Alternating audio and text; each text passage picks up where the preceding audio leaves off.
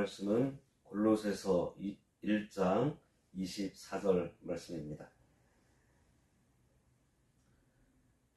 나는 이제 너희를 위하여 받는 괴로움을 기뻐하고 그리스도의 남은 고난을 그의 몸된 교회를 위하여 내 육체에 채우노라. 오늘 말씀의 제목은 그리스도의 남은 고난입니다. 그동안 13절에서 23절 말씀을 통해서 복음의 실체이신 그리스도에 대해서 보았습니다. 13절에서 17절에서는 그리스도께서 창조주이시고 만물을 다스리시는 그리스도의 주권에 대해서 보았고요. 18절에서 23절에서는 예수님께서 이 땅에 오셔서 화목제물이 되셨다는 사실, 그래서 우리가 하나님과 화목하게 되었다는 것, 전지전능하고 천지를 창조하신 그분이 나에게 아무 관심이 없고 내 생과 어떠한 연결고리가 없으면 무슨 소용인가? 바로 그 창조주 되시는 예수님께서 나에게 관심이 있고 나를 위해 죽으셨습니다. 그리고 나를 위해 다시 사셨습니다. 중요한 것은 이것을 믿는 것인데 지식적으로 믿느냐 아니면 의지를 가지고 믿느냐. 예를 들면 나이아가라 폭포가 미국과 캐나다 경계에 있는데요. 그곳에서 줄 타는 사람이 있다고 합니다. 그 사람이 미국 쪽에서 캐나다로 건너가면서 구경꾼들에게 내가 저리로 건너갈 것을 믿나요?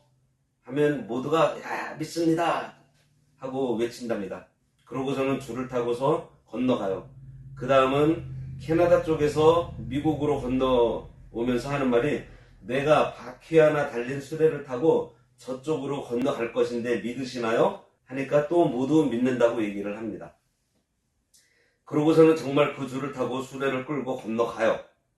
박수치고 난리가 났습니다. 그런데 이번에 줄 타는 사람이 말을 해요. 그러면 이 수레에 타고 나하고 같이 가실 분이 있으신가요? 누가 탔을까요? 한 사람도 같이 하겠다는 사람이 없었다고 합니다. 믿음은 지식만으로 되는 것이 아니에요. 그 사람이 건너갈 수 있다는 거 인정해요. 알고 있고 직접 눈으로도 봤습니다. 건너갔다 오는 것을 보고 박수도 쳐줬잖아요. 그런데 그 수레에 타지 않으면 건널 수 없어요. 예수님께서 십자가에 못 박혀 돌아가셨다가 다시 사셨습니다. 그것을 믿으면 구원받는다는 지식을 다 가지고 있어도 나 자신을 예수님께 맡기지 않는다면 우리가 이 점을 잘 생각해야 합니다. 의지를 동반하지 않는 신앙, 옳은 신앙이라고 할 수 있을까요? 야고보서 2장 14절에서 17절에 보면 내 형제들아 만일 사람이 믿음이 있노라 하고 행함이 없으면 무슨 유익이 있으리요? 그 믿음이 능히 자기를 구원하겠느냐? 만일 형제나 자매가 헐벗고 일용할 양식이 없는데 너희 중에 누구든지 그에게 이르되 평안히 가라, 덥게 하라, 배부르게 하라 하며 그 몸에 쓸 것을 주지 않으면 무슨 유익이 있으리요? 이와 같이 행함이 없는 믿음은 그 자체가 죽은 것이니라 그랬습니다. 그리고 이어지는 19절에서 네가 하나님은 한 분이신 줄 믿느냐? 잘하는도다. 귀신들도 믿고 떤다고 말해요.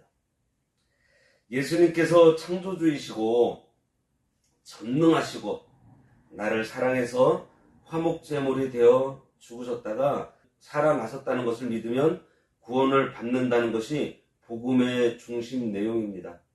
우리가 이 복음을 의식하며 받아들이시고 계신가요? 머리에서만 받아들이셨나요? 그래서 처음에는 머리로 우리가 알게 됩니다. 그러면서 성경을 통해 배우면서 하나둘씩 깨닫게 돼요. 그리고 이 복음을 마음으로 받아들입니다. 그리고 이 복음을 믿고 살아가는 것입니다.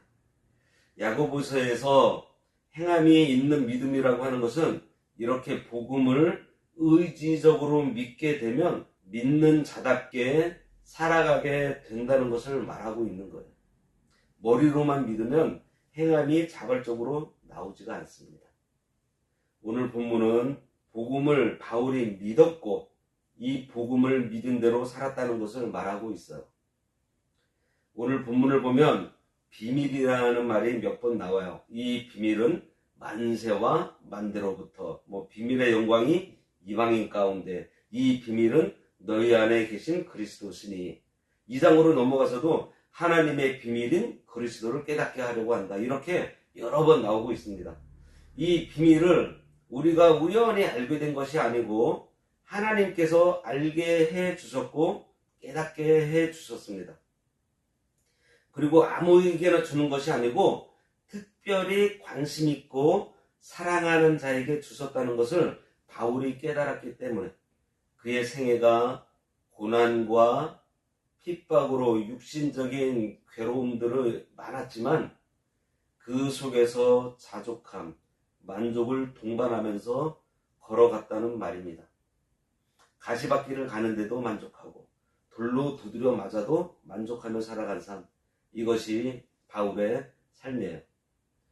예수 믿으면 만사형통하고 큰 부자 되고 큰 권세는 얻지 않아도 아무 어려움 없이 조용히 그저 무엇이든지 축복이 되고 아무 염려 없이 사는 것이라고 오해하는데요. 오늘 본문을 살펴보면 그렇지 않다는 것을 알 수 있습니다. 24절, 나는 이제 너희를 위하여 받는 괴로움을 기뻐하고 그리스도의 남은 고난을 그의 몸된 교회를 위하여 내 육체에 채우노라. 여기에 내가 이제라고 되어 있습니다. 여기서 이제가 중요해요. 13절에서 23절까지 복음의 중심, 예수 그리스도를 소개하고 이 복음을 깨달은 이제, 복음을 믿은 지금, 그리스도를 얻은 이제, 그리스도의 다스림을 받게 된 지금을 얘기를 하는 거예요. 이제, 그러면서 뭐라고 하죠? 너희를 위하여 받는 괴로움을 기뻐하고, 복음을 받고 나니, 그리스도를 얻고 나니, 그리스도의 다스림을 받고 나니, 너희를 위해 받는 괴로움, 다시 말해서 희생입니다. 남을 위해 당하는 괴로움, 그것에 대한 가치를 깨닫게 되니 기쁘다는 거예요. 그런데 여기서 너희는 누구죠? 골로새 교회, 오늘날 성도, 교회입니다. 그리스도인의 성숙한 신앙 단계에 들어서려면 중요한 것이 고난을 통과하는 일이에요. 고난을 이기는 거예요. 팔복에서 의를 위해서 박해받는 자가 복이 있나니 천국이 저희 것이라고 했습니다. 천국은 주님께서 다스리시는 나라예요. 우리가 내세 천국에 가는 것은 말할 것도 없고 의를 위해 박해받는 사람은 주님의 다스림, 주님이 나와 함께 하심을 실제적으로 체험할 수 있게 됩니다. 다니엘을 사자굴 해서 사드락, 메삭, 아벨느고는 풀무불에서 주님께서 함께 하심을 체험했습니다. 주님이 나를 다스려 주시는 나라, 나와 함께 하시는 나라, 나의 의가 아닌 하나님의 의가 세워지는 나라가 우리의 것이 된다는 거예요. 바울은 너희를 위하여 받는 괴로움으로 기뻐한다고 했어요. 왜 기뻐하죠? 고난의 가치가 어떠한 것인지 알기 때문이에요. 여기서 바울은 너희를 위한다고 말하고 있습니다. 여기서 너희가 누구예요? 예수 믿어 구원받은 형제들, 당시 골로새 교회 교인들, 바울이 얼굴 한번 본 적 없던 그들. 하나님께서는 한 영혼을 천하보다 귀하게 여기세요. 바울은 하나님께서 귀하게 여기시는 형제를 돌보다가 받는 괴로움에 대한 가치를 알기에 기뻐한 것입니다. 우리는 전도할 때 또는 믿음이 어린 성도를 돌볼 때에 그저 교회에 나오라고만 할 것이 아니고 그의 신앙이 자리 잡고 자랄 수 있도록 자주 연락하고 만나고 믿음의 간증도 나누면서 유모처럼 양육해주는 생활을 해야 합니다. 그러기 위해서 희생이 필요해요. 그 일을 하려면 여러 가지 어려움이 많습니다. 전화하면 귀찮아해요. 별로 좋아하지도 않습니다. 그렇다고 하지 말아야 할까요? 아니에요. 그 사람은 아직 신앙이 어려서 이해를 하지 못하고 있는 거예요. 그때 받는 시선, 그로 인해서 받는 이상한 시선들, 특히 교사의 직분을 내가 맡고 있다면 더욱 그 일을 해야 합니다. 이 일 한다고 교회에서 돈 줘요? 왜 내 돈 들여가면서 전화를 해요? 그 영혼을 생각하니까. 그 영혼이 너무 소중해서 예수님께서 그 영혼을 천하보다 귀중하다고 말씀하셨으니 그를 위해서 일하는 것은 바로 주님을 위해서 일하는 것입니다. 사도 바울이 이 일을 하면서 기뻐했어요. 그리고 이어서 그리스도의 남은 고난을 그의 몸된 교회를 위하여 내 육체에 채운다고 했습니다. 여기에 보면 그리스도의 남은 고난이라고 했어요. 예수께서 십자가에서 수치와 고난을 다 당하시고 죽으셨는데 또 무슨 고난이 남았을까요? 사실 그리스도의 고난이 남은 것이 무엇이 있겠어요? 실제로는 없습니다. 고린도후서 1장 5절에 보면 예수님의 고난이 어떤 고난이었는지에 대해 기록되어 있는데요. 그리스도의 고난이 우리에게 넘친 것 같이 우리의 위로도 그리스도로 말미암아 넘쳤다고 되어 있어요. 그리스도의 고난이 모자라는 것이 아니라 넘쳤다고 했습니다. 그리스도께서 우리를 위해 죽으시고 이 인류를 위해 죽으신 그 속죄의 능력은 넘치면 넘쳤지 모자라지 않아요. 그런데 오늘 본문에서 왜 그리스도의 고난이 남아있다고 하죠? 그것은 그리스도의 그 속죄의 십자가를 우리가 질 수 없어요. 왜냐하면 예수님께서 이미 다 짊어지셨기 때문이에요. 하지만 복음을 증거할 때 짊어져야 할 그 십자가, 복음을 위해서 살고 복음에 순종하면서 져야 할 십자가가 남아있다는 것입니다. 그리스도의 남은 고난은 바로 그리스도의 몸된 교회를 위해 감당해야 하는 고난을 얘기하는 거예요. 앞에서 예수님은 머리시고 우리는 몸이라고 했습니다. 우리가 교회를 위해서 어려움을 당하고 고난을 당하는 것은 예수님을 위해서 고난을 당하는 거예요. 우리가 이 사실을 알 때에 그리스도께서 속죄의 고난을 넘치게 받아 다 치르셨지만 우리에게 남은 고난을 맡기셨다는 것입니다. 중요한 것은 바울은 이 고난 속에서 만족하며 살아갔다는 거예요. 오늘 말씀에서 우리가 알아야 할 것은 고난과 어려움 가운데에서 우리가 불평하고 원망하는 것이 아니고 바울처럼 그리스도의 고난, 그리스도의 남은 고난을 맞이할 줄 알면 그 고난 속에 만족이 있고 감사가 있고 찬양이 있다는 것입니다. 우리도 바울처럼 그리스도께서 남겨놓고 가신 남은 고난을 육체에 채워야 하겠습니다. 두려워 마시고 부담스러워하지 마세요. 바울이 괴로움으로 기뻐하는 체험을 했듯이 하나님께서 천하보다 귀한 형제와 자매를 위해서 받는 남은 고난으로 우리를 채워야 하겠습니다. 결국 뭐죠? 사랑이에요. 우리 간만에 옆에 있는 분들 얼굴 한번 쳐다보세요.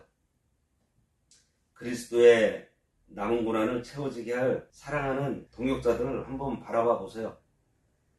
사랑할 만하지 않으세요? 나의 사랑하는 지체를 위해 그리스도께서 남겨놓으신 고난을 같이 지실 수 있지 않은가요? 오늘 그리스도의 남은 고난에 대해서 봤습니다. 바울은 그리스도의 남은 고난을 그의 몸된 교회를 위해서 자기 육체에 채웠다고 했어요. 우리도 바울과 같이 그리스도의 남은 고난을 채워야 합니다. 그러기 위해서 뭘 해야 돼요? 복음 증거해야 돼요. 사랑해야 되고요. 또 어린 성도들 우리가 돌볼 줄 알아야 돼요. 이게 그리스도께서 우리들에게 요구하시는 거예요. 기도하겠습니다. 하나님 아버지 은혜를 감사합니다.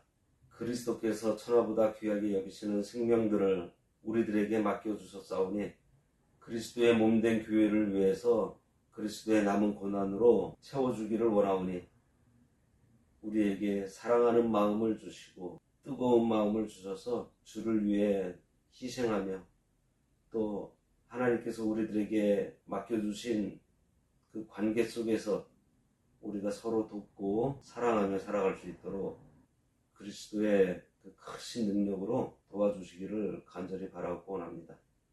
예수님의 이름으로 기도드리옵나이다. 아멘.